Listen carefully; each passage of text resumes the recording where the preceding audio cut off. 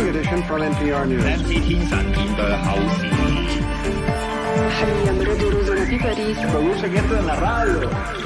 France Inter, le 18-20. Et voici un jour dans le monde jusqu'à 19h. Dans un instant, en Inde, la progression exponentielle de l'épidémie de Covid-19. Pourquoi cette situation alors qu'il y a 2 mois, l'Inde proclamait la victoire sur le Covid-19 ? Réponse avec nos invités.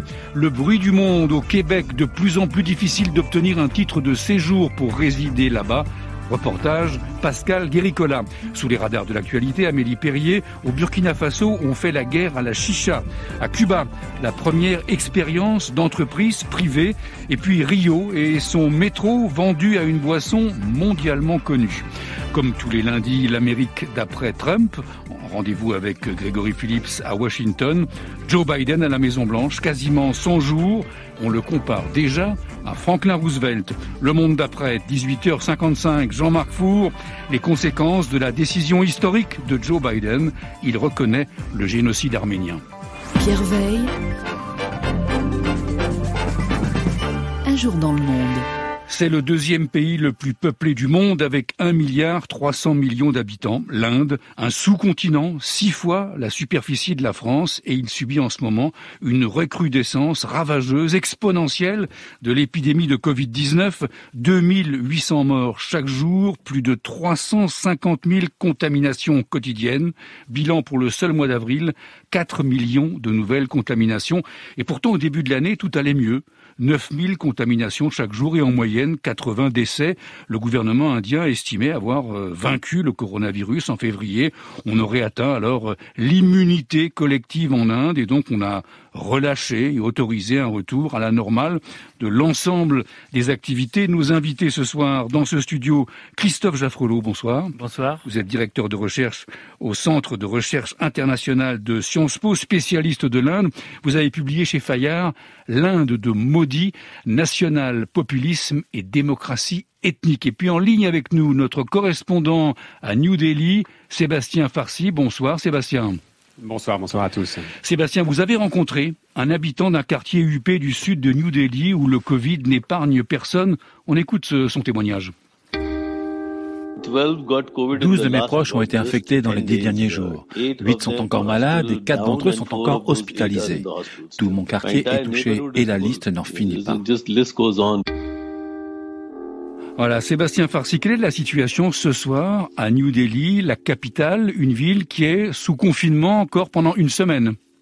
Oui, tout à fait. Un confinement qui dure depuis une semaine et qui n'est pas prêt, en fait, vraiment de s'arrêter. On le renouvelle toutes les semaines un petit peu pour pas dire qu'il va durer trop longtemps. Mais cette situation, oui, elle est en fait catastrophique, il faut le dire. La capitale continue surtout à manquer terriblement d'oxygène. Les plus grands hôpitaux, même privés, fonctionnent avec quelques heures de réserve. Un oxygène qui s'épuise parfois dans ceux qui sont un peu moins solides.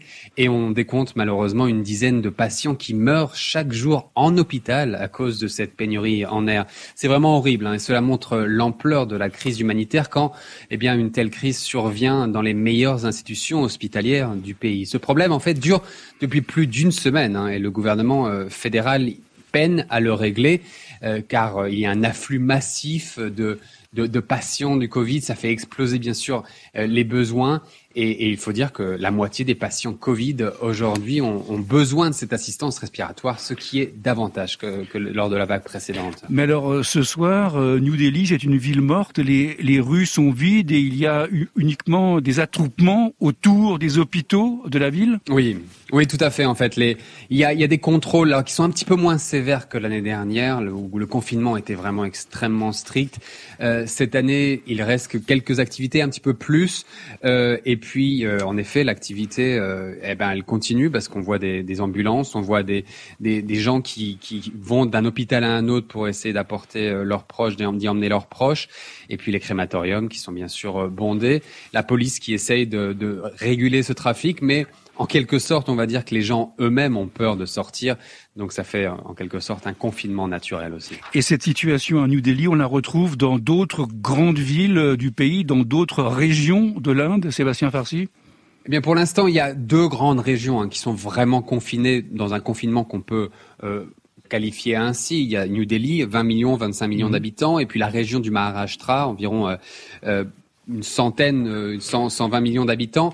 Donc c'est les deux régions en fait qui concentrent le plus de cas. Les deux villes, Bombay et Delhi, qui ont accueilli bien sûr le plus de cas, les villes les plus exposées comme toujours, bien sûr qui accueillent les virus en premier avant qu'ils se répartissent dans le reste du pays. Et ce sont ces deux régions qui ont vraiment accueilli le confinement en premier avant qu'il commence à s'étendre. Oui.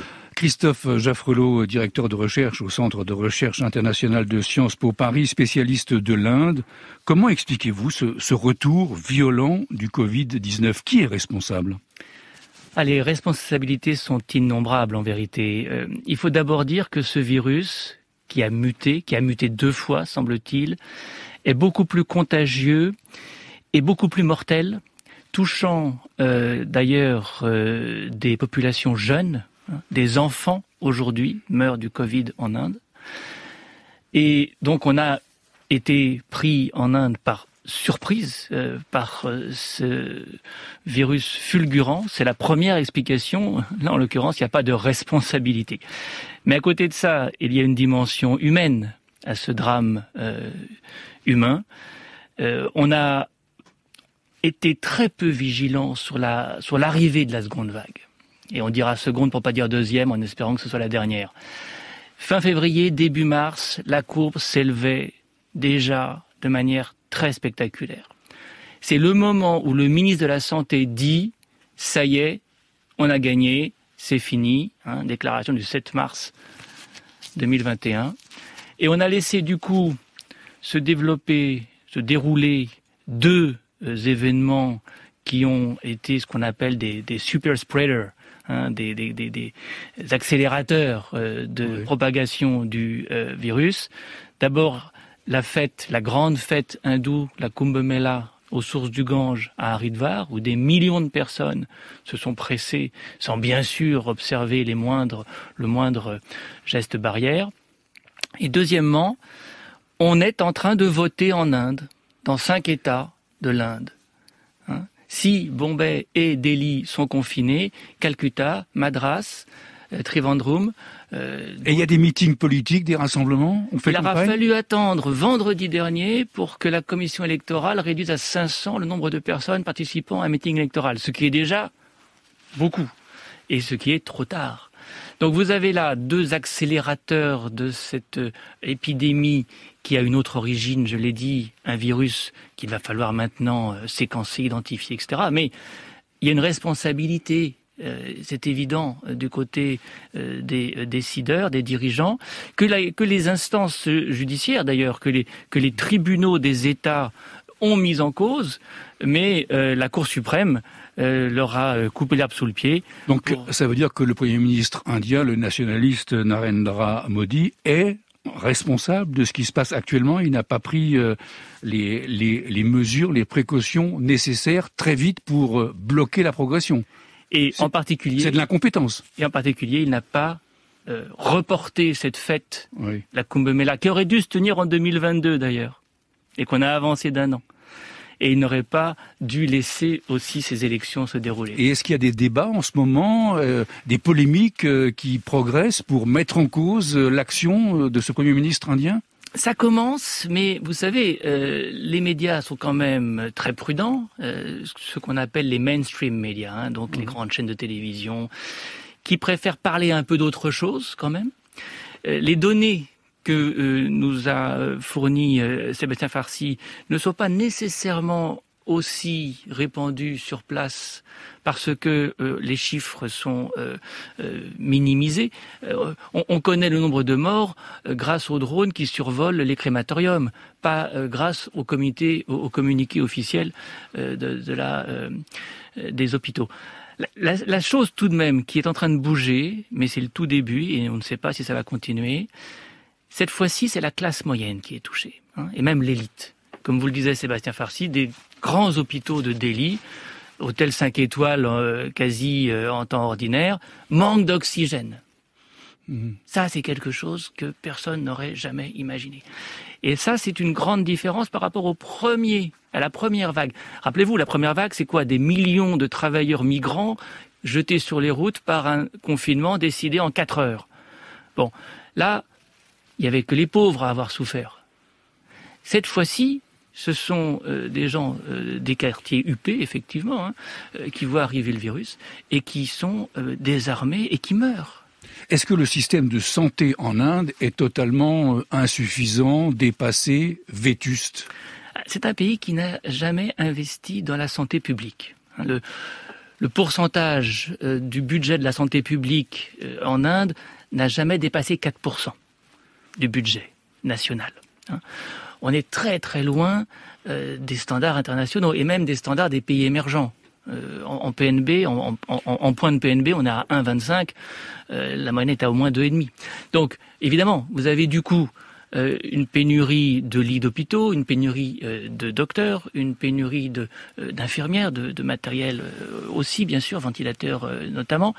D'où l'importance de l'aide internationale. D'où l'importance aujourd'hui de ce que l'Union européenne vient de décider, de ce que les États-Unis vont décider, de ce que Singapour a déjà décidé, envoyer des ventilateurs et envoyer de l'oxygène. Il faut absolument qu'on alimente les hôpitaux en oxygène. Mais, je veux dire, vous pensez que cette crise peut être réduite dans les prochains jours grâce à cette aide internationale, ou est-ce qu'il faudra aussi accélérer sur place en Inde la vaccination ? Parce qu'elle existe, elle fonctionne. Elle existe, mais alors vous savez, l'Inde a été un peu prise au piège de sa diplomatie vaccinale, parce que elle a été sollicitée pour exporter des vaccins à travers le monde, et notamment elle est le grand fabricant du grand programme onusien COVAX, qui doit distribuer à travers le tiers-monde, enfin ce qu'on appelait le tiers-monde, les pays les plus démunis, 2 milliards de doses. Bon, elle en avait déjà exporté 68 millions quand elle a décidé, et il y a quelques jours seulement, d'arrêter les exportations pour continuer à vacciner sa population, qui pour l'instant n'est vaccinée qu'à la hauteur de 115 millions. 115 millions d'1,3 milliard, on est loin du compte. Donc, effectivement, c'est la priorité que de vacciner, mais encore faudrait-il avoir les moyens de vacciner, et non seulement on ne produit pas assez de doses, mais on est tributaire d'entrants, de produits qu'on appelle les raw materials, les entrants pour faire les vaccins, qui ne sont pas en Inde. L'Inde s'inscrit dans une chaîne de fabrication de vaccins qui la rend dépendante des États-Unis, principalement, de la Chine aussi, et pour l'instant, là, ça bloque, et ça aura peut-être des conséquences géopolitiques très importantes, car si l'ami américain ne vient pas au secours de l'Inde dans un moment de détresse comme celui-ci, ça peut avoir des effets en termes diplomatiques. Mais actuellement, on assiste à une pénurie d'oxygène et de médicaments. Est-ce qu'il y a une rivalité entre les régions d'Inde ? C'est quand même un sous-continent immense. Il y a un marché noir qui se développe pour obtenir des bouteilles d'oxygène. Oui, ça, de toute façon, on pouvait s'y attendre. Dans ces cas-là, il y a personne. Enfin, il y a des gens qui n'ont pas le scrupule nécessaire pour éviter ce genre de dérive. La concurrence entre les États, ça c'est un énorme problème. On a aujourd'hui un système fédéral qui est grippé, qui fonctionne mal, un effet de centralisation excessif et un gouvernement qui divise pour mieux régner. Un exemple, le prix du vaccin n'est pas le même suivant que le fournisseur le vende au pouvoir central ou aux États. 150 roupies la dose dans un cas, 400 roupies la dose dans un autre cas. Les États sont vent debout. Pourquoi les pénaliser financièrement alors qu'ils sont déjà après des mois et des mois de crise, de pandémie, financièrement très démunis. On a un vrai problème politique dans cette Inde qui est devenue effectivement nationaliste hindoue, ça c'est une chose, mais aussi très centralisatrice et du coup ne permet plus à ce qu'on appelait le fédéralisme coopératif de fonctionner véritablement. Mais l'image qu'on gardera, c'est quand même là ces dizaines de milliers de personnes qui meurent souvent dans la rue, ce marché noir pour avoir des bouteilles d'oxygène, cette rivalité entre les régions. C'est un pays qui est absolument très mal géré. Est-ce qu'il y aura des conséquences politiques dans ce pays après ce désastre auquel on assiste actuellement ? Deux éléments de réponse. On saura le 2 mai comment ont voté les électeurs qu'on a fait voter dans des conditions inédites, pour pas dire plus. Et est-ce qu'il y aura un effet de sanction ? Cela reste à voir. Le Premier ministre Narendra Modi apparaît comme au-dessus de la mêlée, et donc a priori intouchable de ce point de vue-là. Deuxième élément de réponse, si politiquement rien ne change vraiment, géopolitiquement quelque chose est en train de changer. C'est-à-dire qu'un grand pays émergent est en train de retourner à ce qui était le stéréotype des années 70-80. La misère. La pauvreté de masse redevient la norme. Et je dirais au-delà, les pays émergents, les BRICS, vont tous, d'une manière ou d'une autre, retourner à une case qui est presque la case départ. Ça change la géopolitique mondiale. Christophe Jaffrelot, merci beaucoup d'avoir accepté notre invitation et merci bien sûr à Sébastien Farcy, notre correspondant à New Delhi. Le 18-20, Pierre Veille sur France Inter.